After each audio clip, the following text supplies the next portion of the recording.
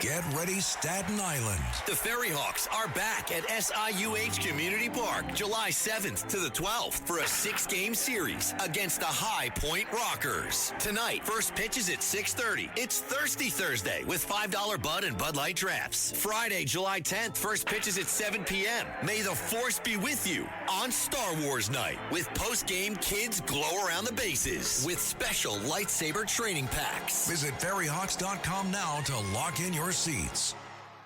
This is the Cats Roundtable with John Catsimatidis. Everywhere around the world, they come to America. Every time that flag's unfurled, they come to America. Good morning, New York. This is the Cats Roundtable. John Catsimatidis here Sunday morning. We have a great show for you today. John Terrett telling us about what the markets have done. Senator George Borrello, what's going on in New York State and in Albany, as well as Governor David Paterson. Bruce Blakeman, he is running for governor of the state of New York. Steve Cates, what's going on Mars. James Barnacle, the FBI director, assistant agent in charge in New York. Let's go to New Jersey, and we have Senator Christian Corrado, Angelo Vivolo. They left out Little Italy on the map. Leon Tamiz, if you want an in-home theater, it's a good friend to know. Happy birthday, Andy Sabin, and he talks about saving the animals. And let's start off with Michael Stoller and the Stoller Report.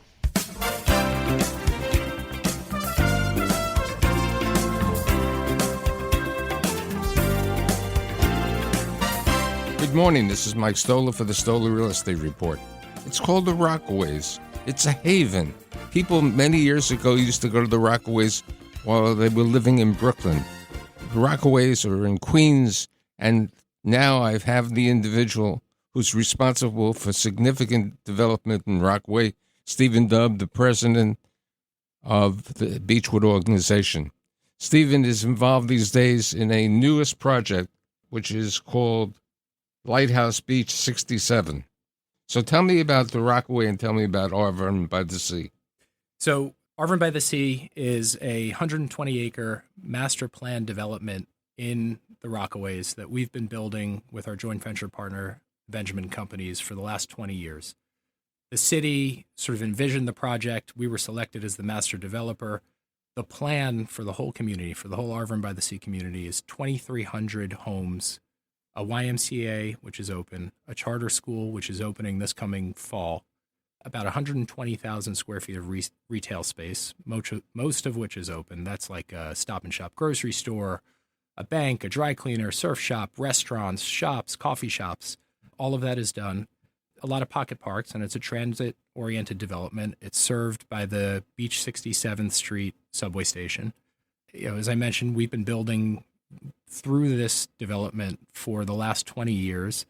The final component of Arvin by the Sea are these oceanfront condominium towers, and Lighthouse is the first one. Okay, and these developments are, they started, what, $675,000? Yes, yeah.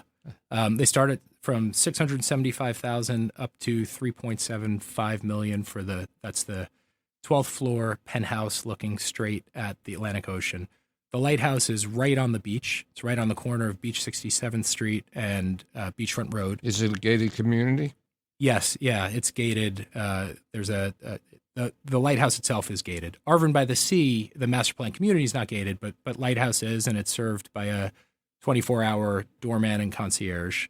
It's 82 units, and every single unit was designed to have ocean views. So we put a lot of thought into the layout and the design of the facade so that it's not just the front units of the building, which is often the case, that have ocean views, but every single home in the Lighthouse will have ocean views. What's the specifics about the typical buyer of this development? It is all over the place, as it has been for most of the Arvin by the Sea development. We think of it as a melting pot for really. Now, how far is Arvin by the Sea from the beginning to the end on each?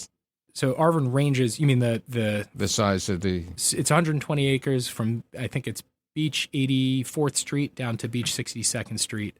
But Arvern, the lighthouse, it's a 40-minute door-to-door drive from where I live in Lower Manhattan, or I used to live until last week in Lower Manhattan. And you can get there by ferry, by car, or by subway. So who do you think is going to buy these units? So far, it's been a real mix. We've had a lot of empty nesters who love the idea of like a turnkey, no maintenance home on the beach in the Rockaways with all of the amenities that are designed for the building. The building's going to have a swimming pool on this elevated roof deck overlooking the beach and the ocean. It has a gym. It has a card room, a billiards room, playroom for kids or grandkids. It's like everything, a conference room, work from home rooms. So there has been nothing this sort of lifestyle oriented built in the Rockaways. And so it really fills a niche for people who want like lifestyle, turnkey, no maintenance living. So it's been a lot of empty nesters. It's also been young people who love living at the beach. We have young couples who are planning to move out of Brooklyn to the building and Lower Manhattan. So it kind of serves all age groups. But you guys are very busy in general in Long Island. Let's talk a little bit about the projects you're working with in Long Island today and the zonings and everything. So besides Lighthouse, we've built the Selby and the Vanderbilt, which are two of the, I would say, most luxurious rental buildings on Long Island. They also have, each of them has hotel components. So we get a lot of transient hotel guests, and we also get who are coming in for business or coming in to visit family. We get snowbirds who come up for the summer. Both of those buildings have restaurants, amazing restaurants in them. We just opened a restaurant with Chef Jesse Shanker, who used to own a restaurant called Reset in the West Village.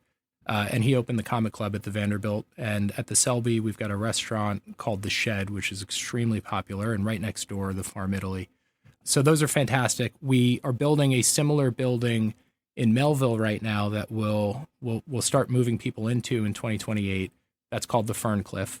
So that will be a sort of extended stay hotel, short-term apartment, similar concept to the Vanderbilt and the Selby. Let's talk about Mastic Beach and the other projects. So in Mastic Beach, we were designated by the town of Brookhaven to basically build a village, a downtown for Mastic Beach. So it's going to be about 130,000 square feet of village-style retail, restaurants, card shop, lawyer, coffee shop, ice cream shop, bait shop, and about 500 homes. There will be condos, rentals, and townhomes, and we're going to start construction next year. So I'd like to say I probably have the most prolific builder in Long Island here today, and I'd like to thank you for being here. Thank you for having me, Michael. The Cats Roundtable. We have Andy Sabin, who had a terrific, phenomenal birthday party last night, Saturday night, and his friend Vivi Zhu, and he's the founder of Hope for Fur, saving dogs, cats, and all kinds of animals because he loves animals. And tell us, Andy Sabin, happy birthday again, and tell us about saving the animals. Yeah, this is Hope for Fur. We've brought 75 dogs in so far from China. China eats 20 million dogs a year. I spend $25,000 a month bringing in 5 to 10 dogs every month from China. We adopted ourselves a St. Bernard, but this was all Vivi's brainchild. Her mother was feeding the dogs in Shenyang, China, and she called up Vivi one day and said, the truck is here from this slaughterhouse, and they have 39 dogs. They're going to eat them tomorrow. So I told the mother, buy the truckload of dogs, and that was my introduction to saving dogs in China. Wow. Well, that's a big birthday present, that saving 39 dogs from sudden death and being eaten by people. And, it's a different culture, I guess. It's a different world, and we're not used to that in America. It's really sad. They eat 20 million dogs a year. So we had 6 dogs come in last night. The dogs come to a rescue in the Hamptons called ARF, Animal Rescue of the Hamptons. They spend 2 weeks there, and then they're put up for adoption. Every single dog, we had 27 people on a waiting list for one dog last month. They love our Chinese dogs, and all of the dogs speak Chinese. Well, I look forward to seeing you again. It was a great birthday party last night. Happy birthday again, and we'll catch up again real soon. All right, John, thank you very much for your time. Have a great day. With us today is Leon Tamiz. He is the CEO of Electronics Expo. And Leon, welcome to our show on Sunday morning. And tell us a little bit about yourself. How did you get started in this business?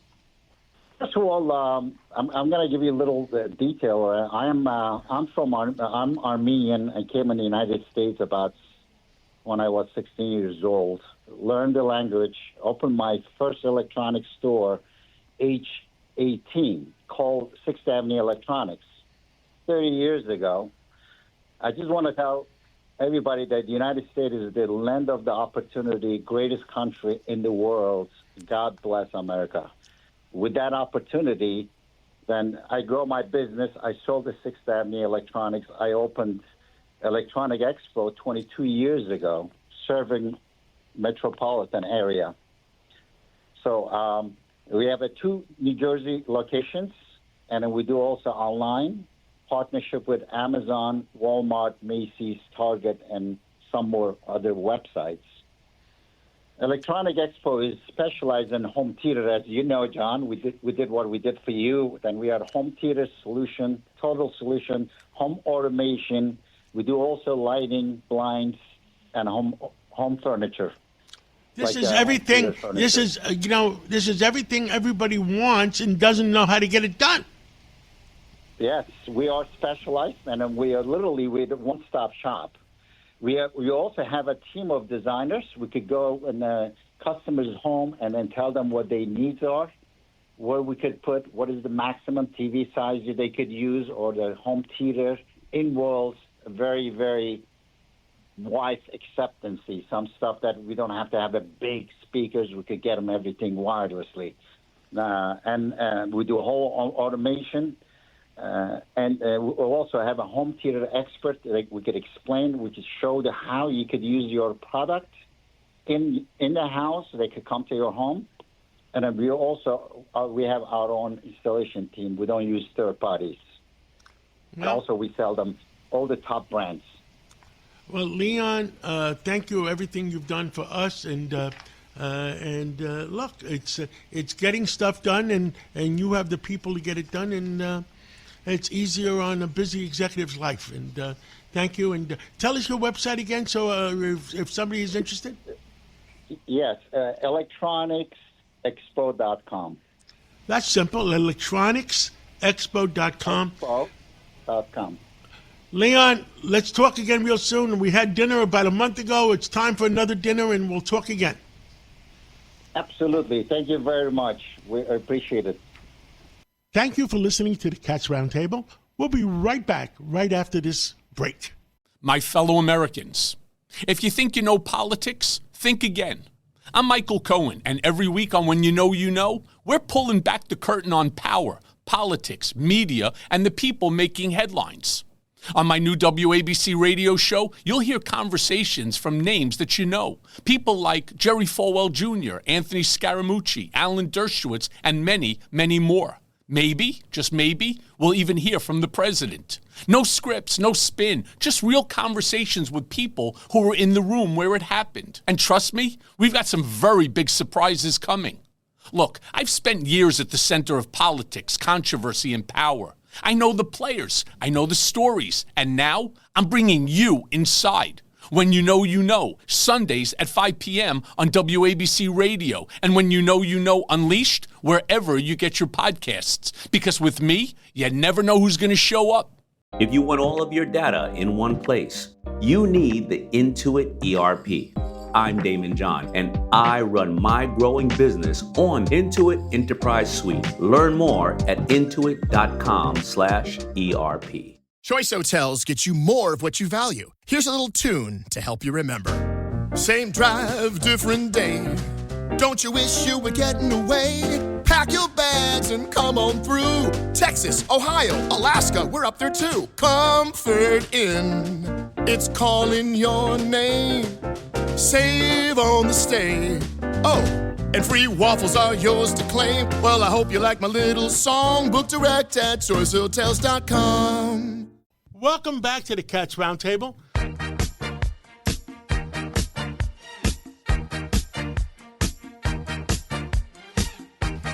With us today is Governor David Paterson. What's on your mind on Sunday morning, Governor? Well, John, I kind of, like other people, believe that tomorrow is the last day to file to be a candidate in that Maine Senate race. And so apparently Graham Plattner is not going to do that. He's going to get out of the race and move on. If that is the case, I'm already hearing criticism of the Democrats for not getting him out sooner. The things he's been accused of are well reported. The things he's said are absolutely unbearable. But this idea that you have to be your brother's keeper, it could work both ways. And it has worked both ways when Democrats have challenged Republicans over Republicans who were in office that needed to leave. What I think we've got to do is to recognize that this is not an issue between Democrat and Republicans. It's an issue of good and bad. And Plattner was bad. He had to go. A lot of Democrats up there were pushing him. He finally apparently is getting help. But I just think we can all take a lesson from this and not just every time the other party has a problem, relish the opportunity to fry the leaders of the party. I don't think it's right. How did so many Democrats vote for this guy in Maine? Can you imagine, a guy that respects Adolf Hitler, a guy that respects Nazis, a guy that, is full of hate. I mean, he hates Jews, but he probably hates a lot of other people too. I don't know how he was able to win the nomination of the party.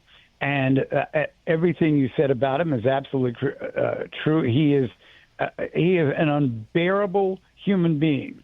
But there are people, it's amazing who they are, John, who will listen to the loudest voice. And we've had that happen before, where people said a lot of things that were anti-Semitic. People said a lot of things that were racist. They said a million things that were anti-American.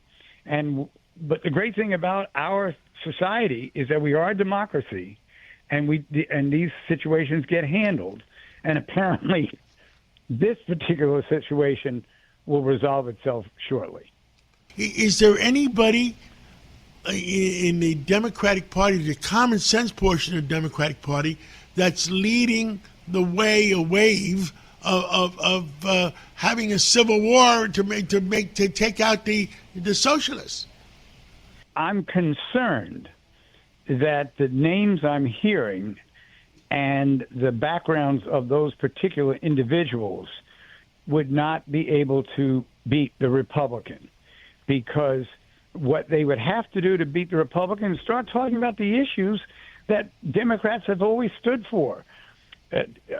People's housing situation, crime in the neighborhoods, unemployment in neighborhoods, and health care facilities that are going to be under tremendous stress because of the big, beautiful bill. They're going to find out that Medicaid is going to suffer considerably because of that.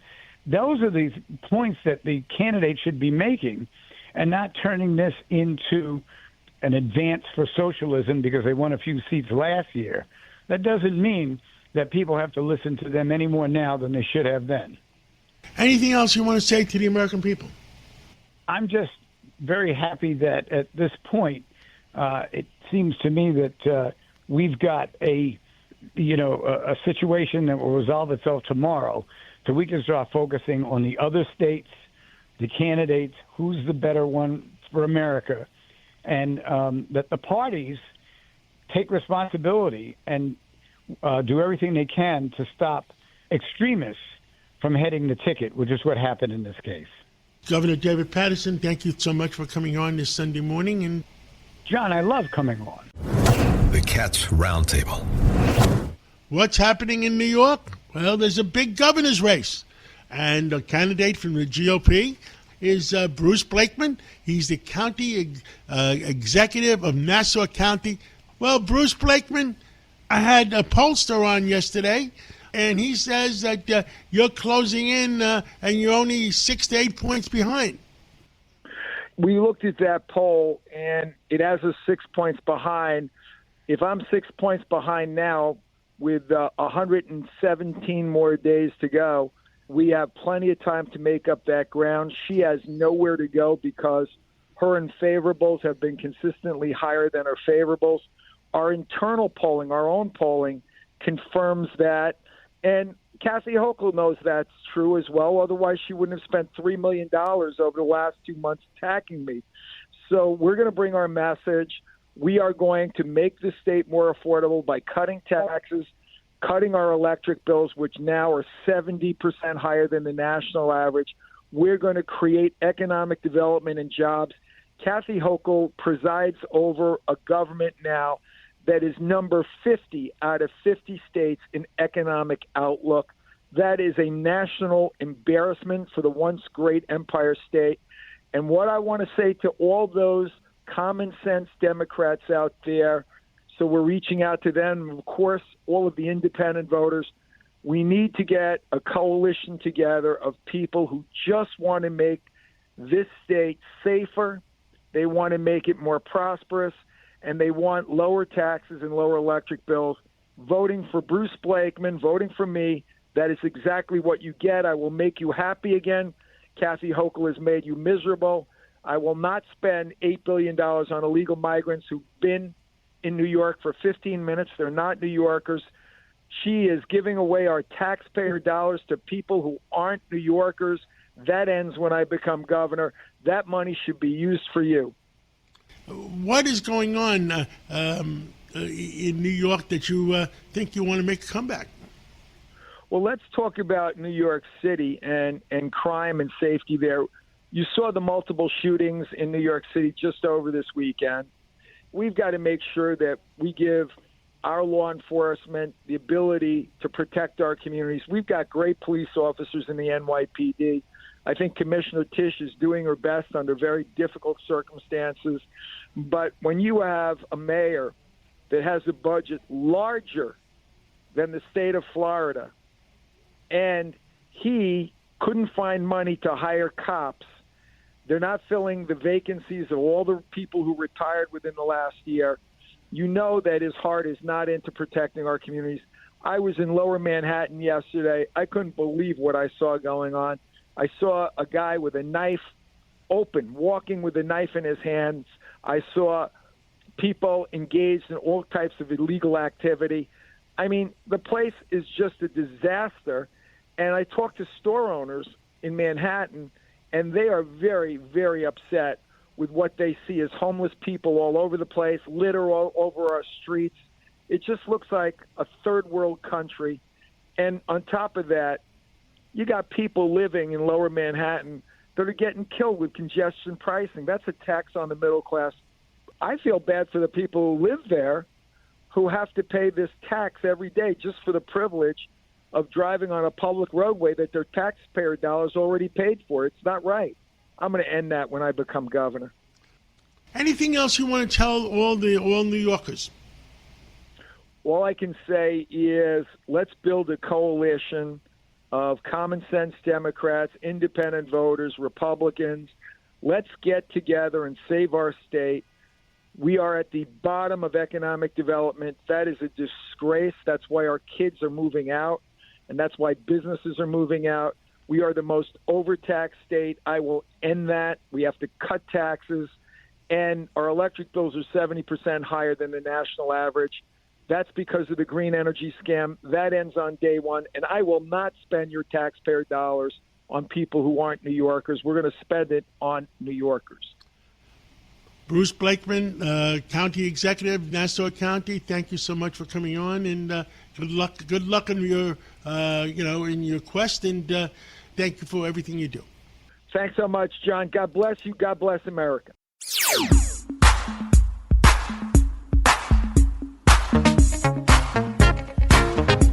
Well, almost every Sunday we have Senator George Borrello from our New York State Senator from Chautauqua County. He wants to talk about energy today, and Senator Borrello, tell us about it.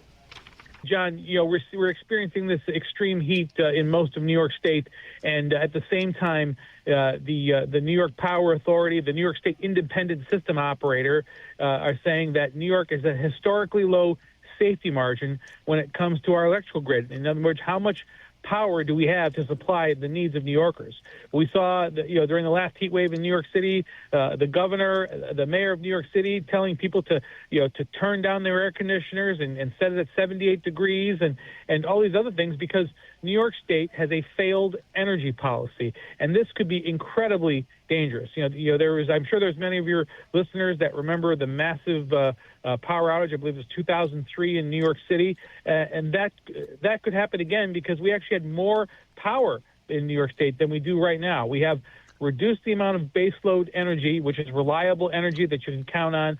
They want to shut down these peaker plants, which also kick in when energy supply is low, and the governor sees this danger. Unfortunately, her Democrat colleagues, the people who are saying we should continue to shut down reliable energy and try and replace it with intermittent green energy, they don't see it. And New York State and New York City in particular could suffer some very devastating consequences if there isn't some common sense brought to our energy policy. And this energy policy, some of the things they did cost America trillions of dollars. It cost New York State probably tens of billions of dollars. I mean, there's got to be some common sense. I mean, and you know how I feel about those windmills. You know how I feel about those solar cells. Tell us about what you had a conference last week. What did you guys cover?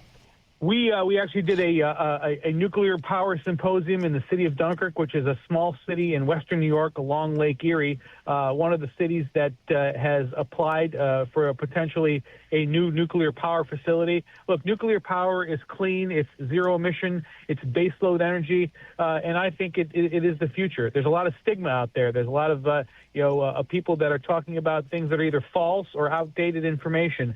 And despite supporting nuclear power like I do, that is a long time off. Nuclear power is, in some cases, a decade or longer before we can have a power plant up and running again. We need baseload power now here in New York State. We've been in a very dangerous game of energy musical chairs. And that's what we talked about at this symposium, the fact that we've taken away baseload power and we haven't replaced it with anything here in New York State, which is why we have, again, according to the New York State Independent System Operators, historically low safety margins for our energy supply. And what's the solution that's being offered by the mayor and the governor? Well, you know what? Turn off your air conditioner. Don't plug in your electric appliances. Don't plug in your electric car. All those things that make our economy run and that keep people comfortable and safe, they're telling you, to shut them down.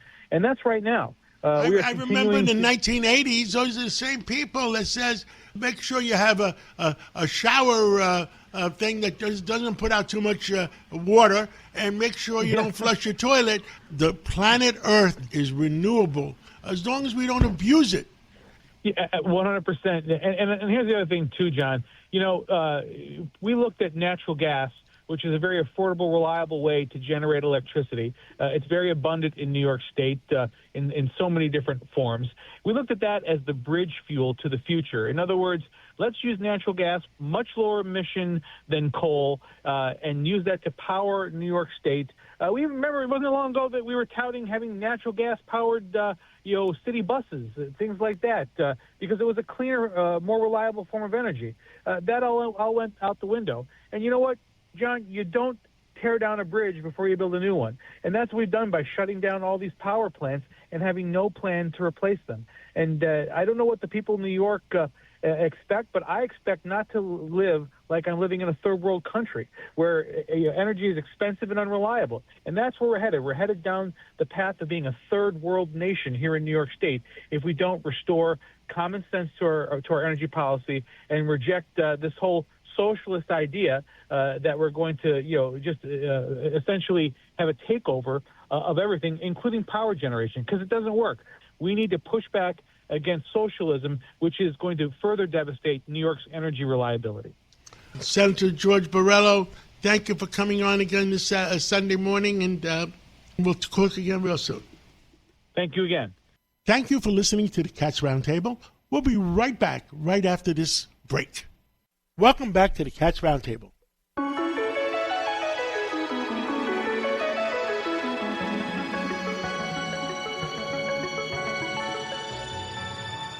Dr. Sky, otherwise known Steve Cates. What's going on in the universe? Let's go to Steve Cates. Steve? Well, good morning, John. Here we go. The great mystery of the Egyptian pyramids, of course, have never been solved. And many, if we can obviously throw that out there for speculation, who knows? Maybe there was an alien intervention in this. But what many scientists do believe, how did these people, who were small in stature, move 2.5-ton stones? And there were well over 100 pyramids, John. That's not an exact number of pyramids, but amazing, between 2000 BC and 2500 BC. The Greek scholar... I've got to correct you someplace. It seems like there's pyramids all over the world. I mean, we know the ones about in Mexico, but they're all over the world. So whoever was building them, it's not just the technology of Egypt. Maybe the Egyptian ones were better built. Sure. But it's at almost every continent. You're right. And I just, in this conversation, just looking at amazing things that went on in Egypt, which is totally incredible. And here's some of the speculation, John. You're right. They're all over the planet.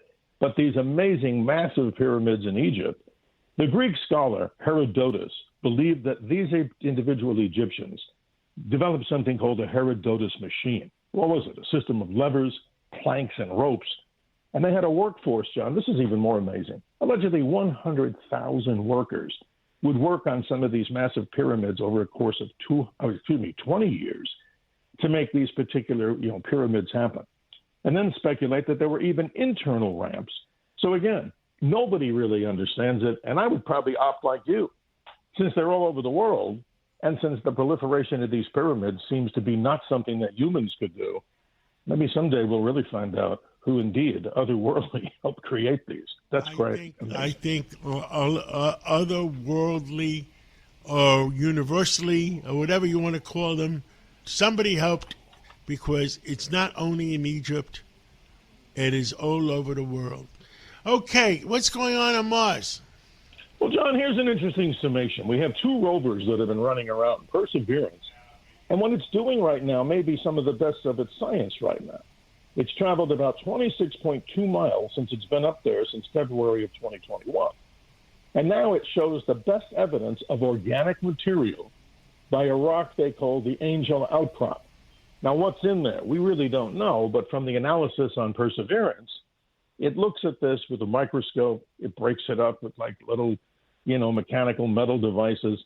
But we're really never going to know really what the true evidence of life on Mars is unless we physically go there and bring back some of the samples.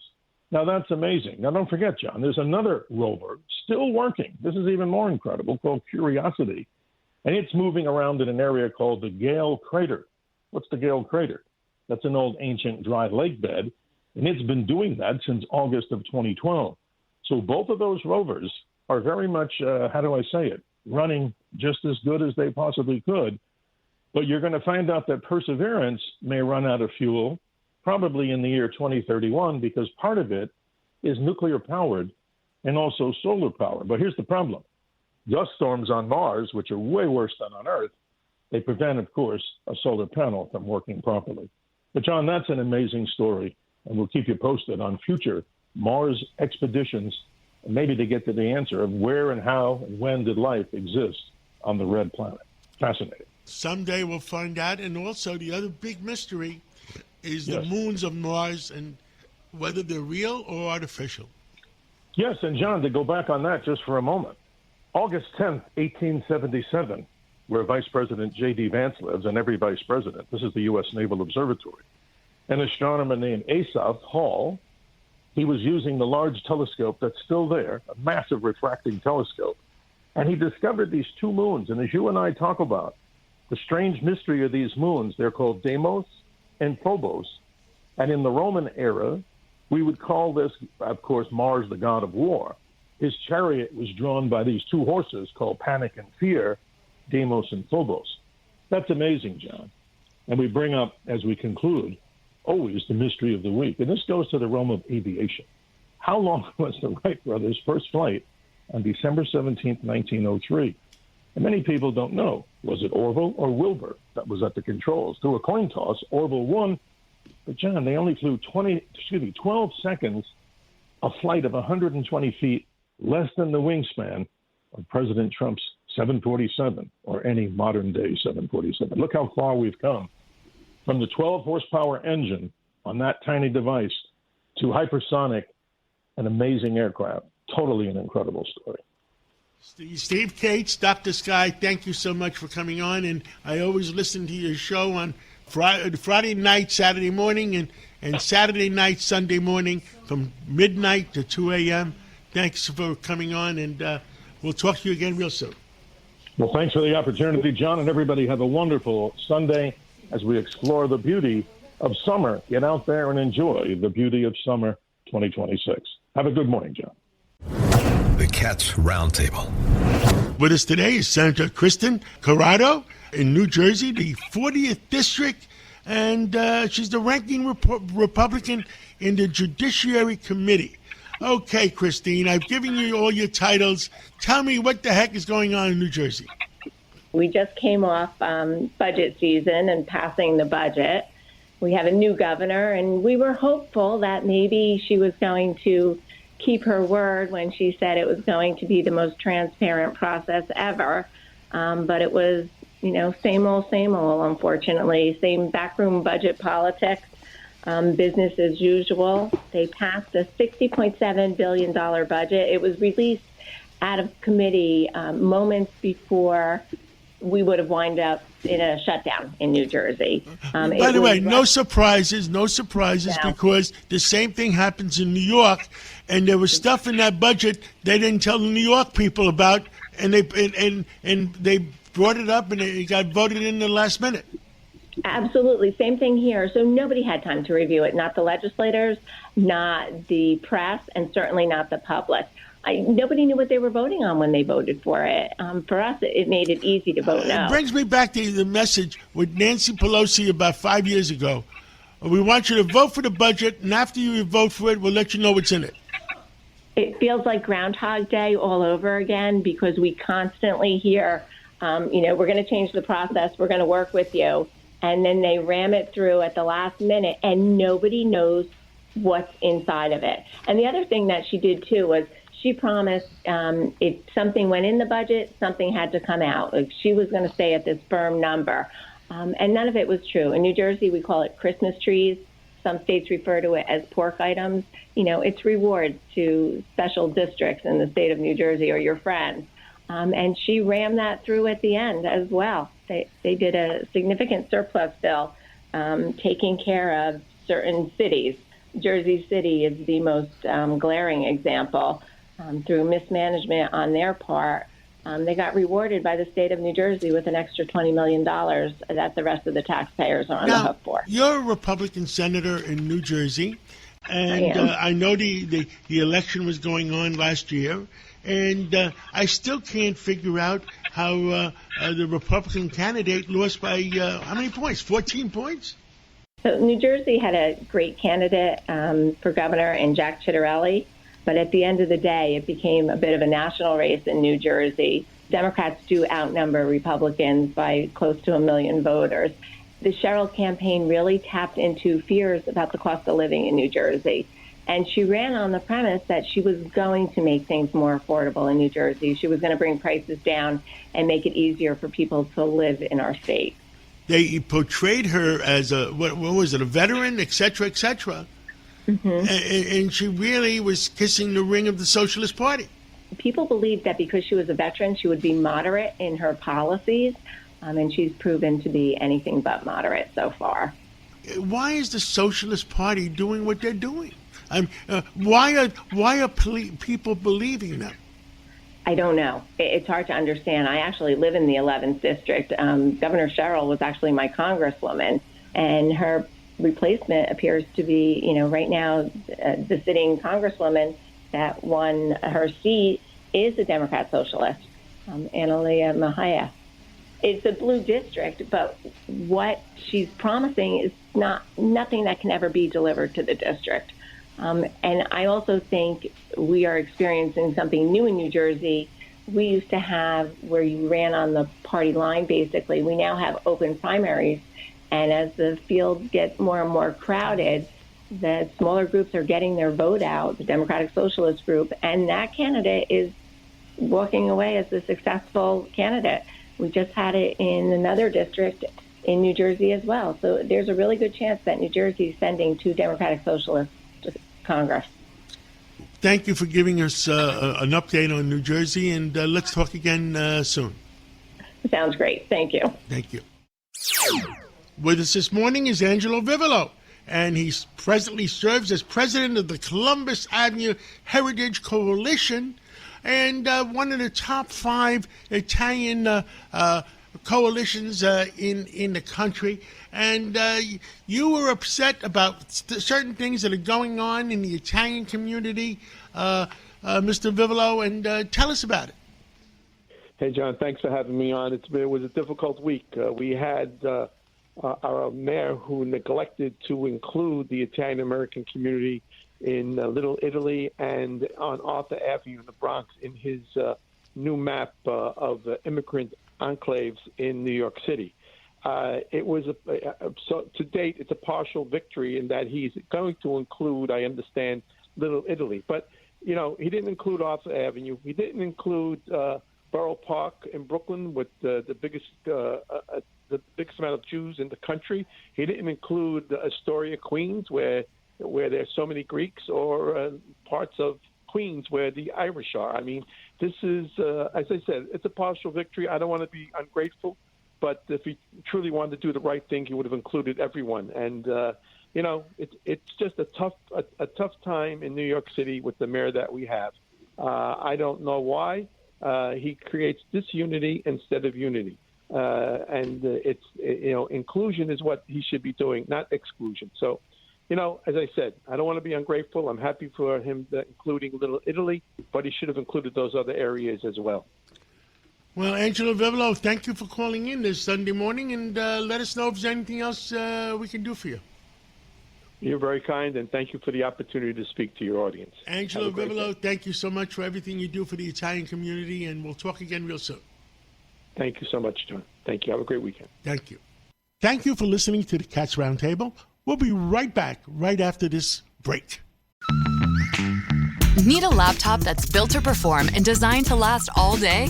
Select Windows 11 PCs starting at $499.99 are now at Best Buy. Learn more at bestbuy.com. Best Buy. Imagine that. Welcome back to the Cats Roundtable.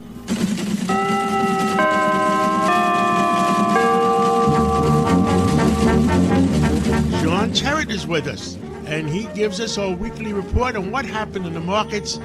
Well, John Terrett, give us an update. Good morning, John. Well, 3 things dominated this past week: Iran, the Fed, and microchips, taking them in order. First of all, Iran at NATO. President Trump, of course, was there in Ankara in Turkey. He said he didn't think the Iran war would start again, but he did say the ceasefire was over, and he called the Iranian leadership scum. And, of course, that's just the kind of thing the markets don't like very much. There's a bit of a wobble going on midweek, although they're okay by the end of the week. President Trump also giving permission to Ukraine to make their own Patriot missiles and having a go at Spain for their light-touch approach to NATO, suggesting that all U.S. trade with Madrid should be halted. The Spanish Prime Minister pushed back about that quite hard on Thursday. The other story was the Fed minutes, of course, from the June meeting, the first one chaired by Kevin Walsh. They showed that the FOMC committee is deeply split when it comes to inflation in America, what to do about it, to raise interest rates or to cut interest rates. Now, Wall Street has still factored in one hike in interest rates before the year's end. We'll see if that changes. A lot of economists do think that Kevin Walsh is buying time with those task force that he keeps talking about to revamp parts of the Fed, like communications, for example. We'll see what happens. The other big story was microchips. Micron leading the way, based in Boise in Idaho, $250 billion being invested in domestic chip production here in America. And the other big story was only on Friday. SK Hynix was the biggest IPO for a foreign company ever never to happen in America. It happened at the NASDAQ in Times Square. It is an ADR, that's what they call it, an American Depository Receipt. That's the name for companies from overseas who trade here.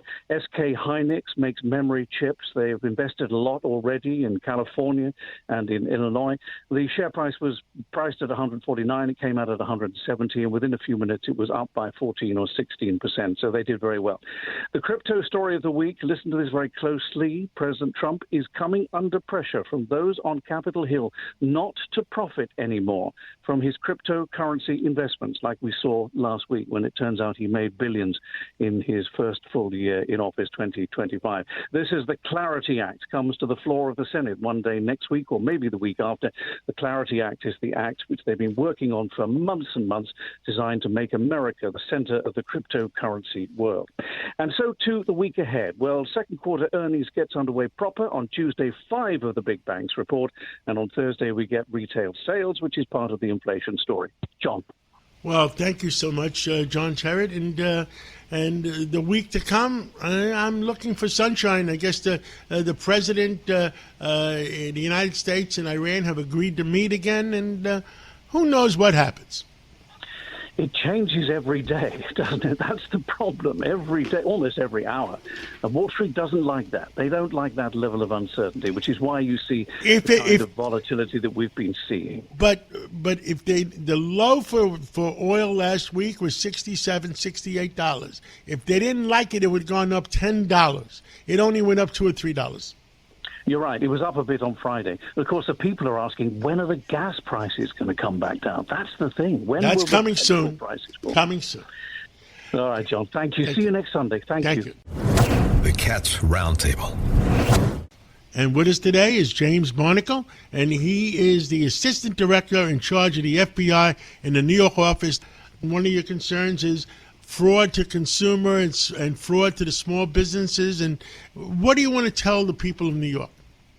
I think what we want to tell your listeners is that there are bad guys in the United States and overseas that are trying to take New Yorkers' hard-earned money out of their pockets.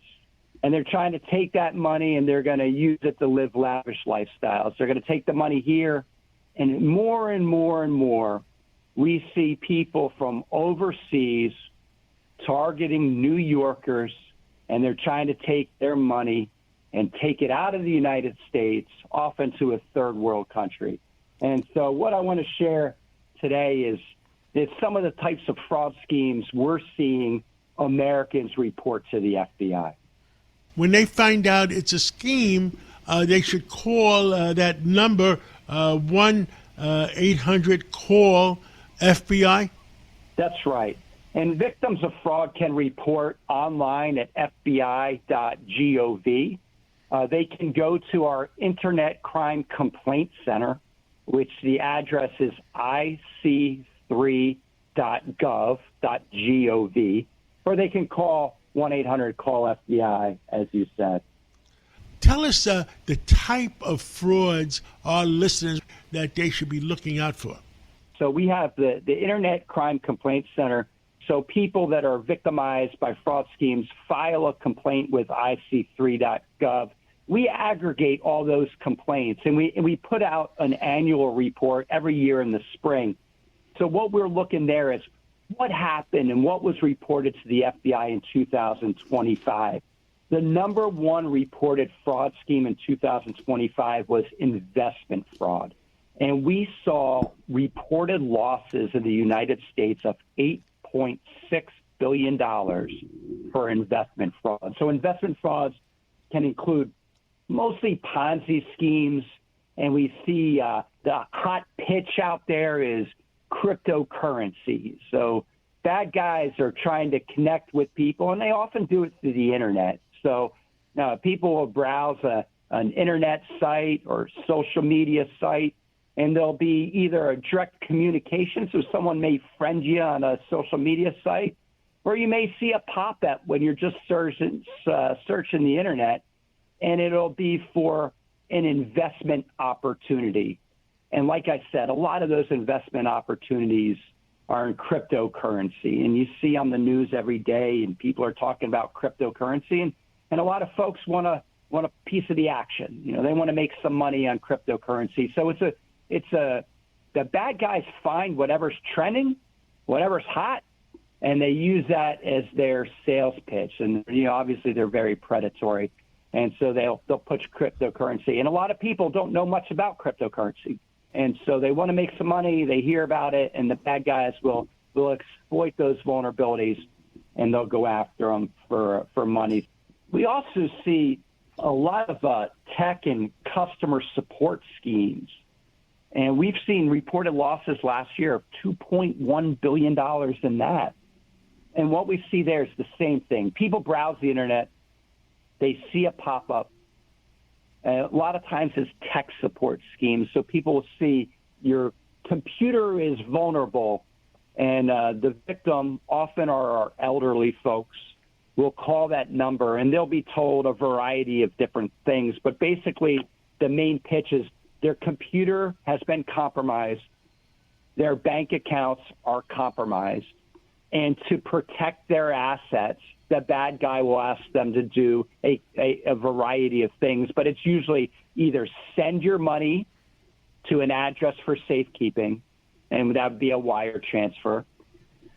Sometimes victims are asked to withdraw their money in cash from a bank account, and someone will come to their house to pick up the cash. Or third, the victim is asked to withdraw cash from their bank account and to buy gold bars, and someone will come and pick that money up. In all those pitches, the victims are being told that their money will be safer out of their accounts that were compromised. And the bad guy, often it's an impersonation scheme, so the bad guy will say they work for the government, they work for the IRS, or they work for the FBI, or some other agency at the government, and they'll try to take their money and hold in safekeeping, but really it's just a pitch, and they steal the money. So we see people in nursing homes and assisted living get targeted. We see people at their houses get targeted. We see it all walks of life. Every single age group is targeted in the United States, and every single age group in the United States is reporting losses to these various schemes.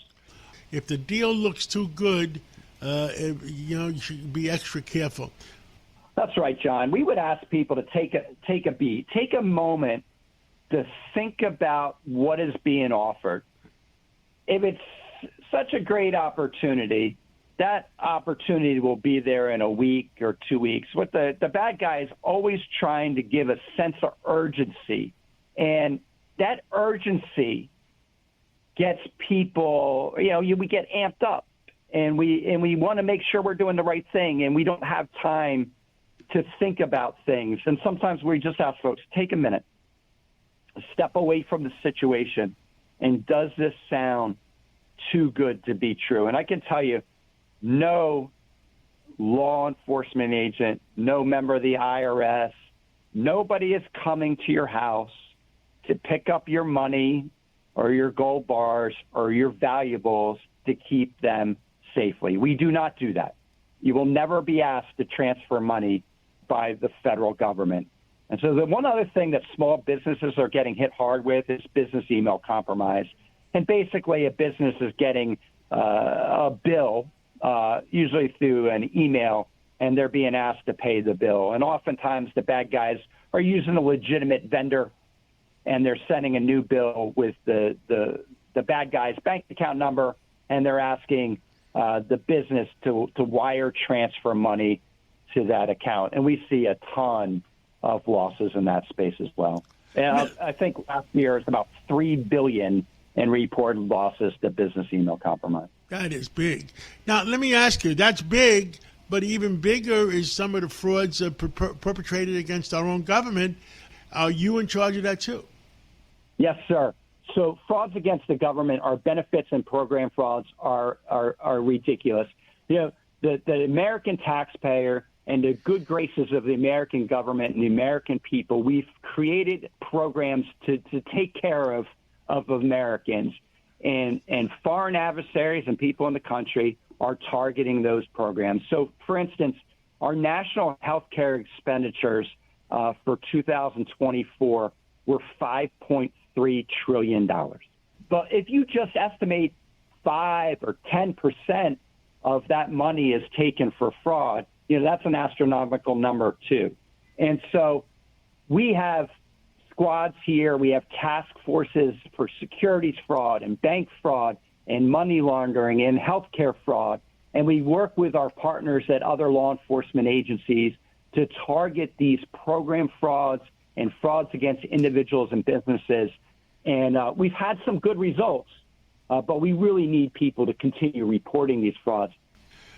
You're responsible for keeping New Yorkers safe, too.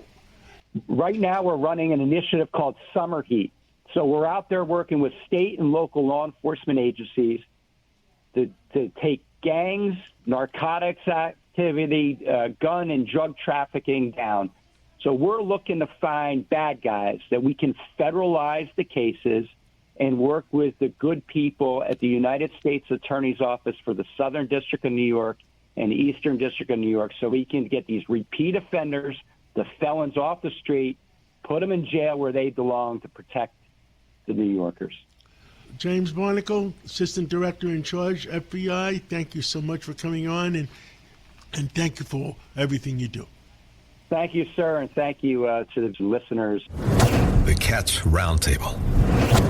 If you ever miss a segment or want to hear it again, go to WABCRadio.com, go to podcasts, go to minicast, and play back your favorite segment. Thank you for being with us for the Cats Roundtable Local Edition, the #1 show on Sunday mornings in New York. Keep listening to us for the Cats Roundtable National Edition between 9 o'clock and 10 o'clock. So we'll be back to you in a few minutes after the news.